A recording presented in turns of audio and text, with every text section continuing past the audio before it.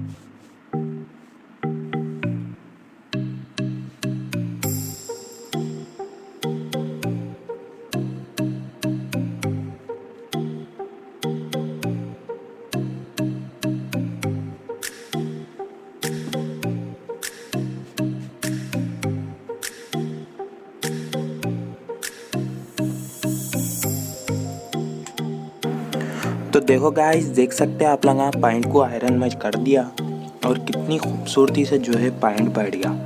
Back pocket है ये, focus नहीं करता कैमरा कभी भी। हाँ, तो अब फोकस करा देखो गाइस कैमरा। आप लोग देख सकते हैं कितनी खूबसूरती से पैंट बैठा और बैक पॉकेट देख सकते हैं आप लोग कितनी अच्छी तरीके से बैठी।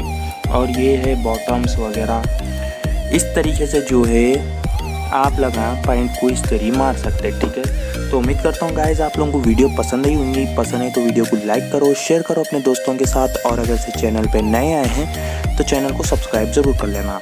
मिलेंगे गाइस अगली वीडियो में, तब तक के लिए जय हिंद, जय भारत और अल्लाह हाफिज़।